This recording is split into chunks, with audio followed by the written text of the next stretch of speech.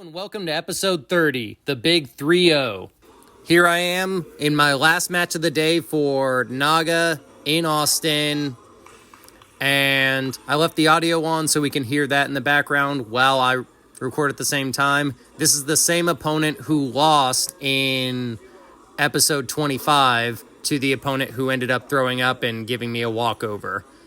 And here we are. I'm playing the same stand-up game with him, minus the headbutting. That is a very important note, that I am not bashing this opponent in the head right now.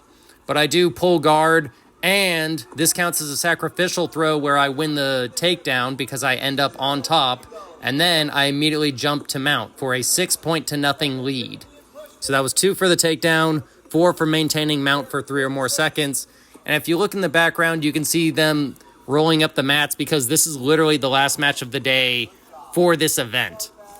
Also, my opponent is able to retake and pull his guard here, which is something I would do. There are several points throughout this match where I feel like this opponent does exactly what I would do if I were in his situation. This is me attempting a headquarters breakout from his guard, but it is not working.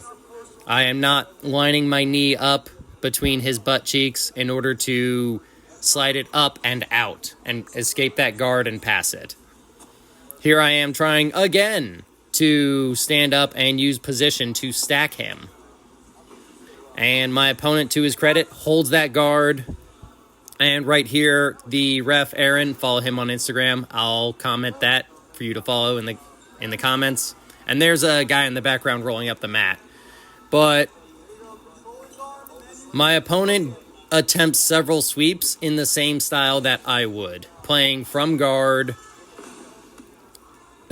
and pulling my gi up over my head, which it does happen. It's fine. Yeah. As my opponent's coach just said, they're halfway through the match. I'm still up 6-0, and here he is attempting a hip sweep and Kimura combo.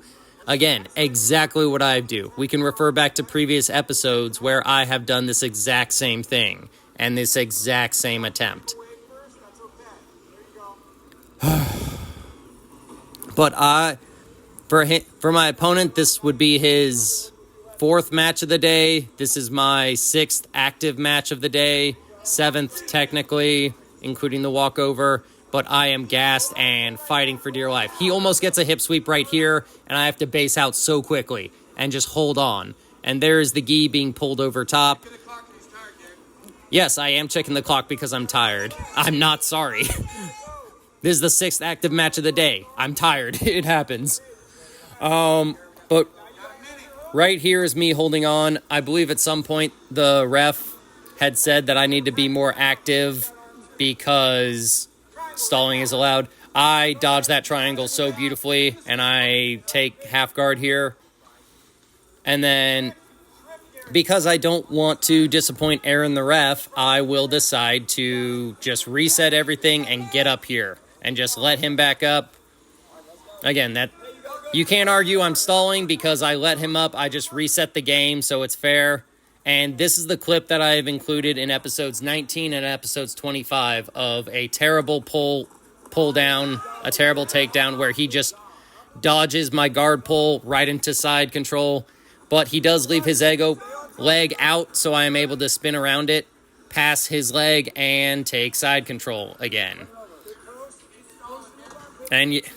But there's so little time left that is the match. There goes the match. I win 6-3 on him. And that will be my 3rd gold of the day, 7th win of the day, and this is a PR for me. And obviously had to have the hardest match, and possibly, by my own preference, the best match of the day, and so far, was here against an equally skilled opponent who, his belt doesn't show 3 stripes, but he should definitely be a 3-stripe white belt. He was that skilled and that good. That is the end of this 2nd series of a NAGA saga that I participated in. There will be more to come, but for the month of May, that is the end of NAGA. I have one more tournament that I will do, and I will see you all there. One thing I am doing differently with this episode is including all the medals, because this is gold medals numbers 5, 6, and 7 for me. So that was a milestone that I had for an agreement with my coach.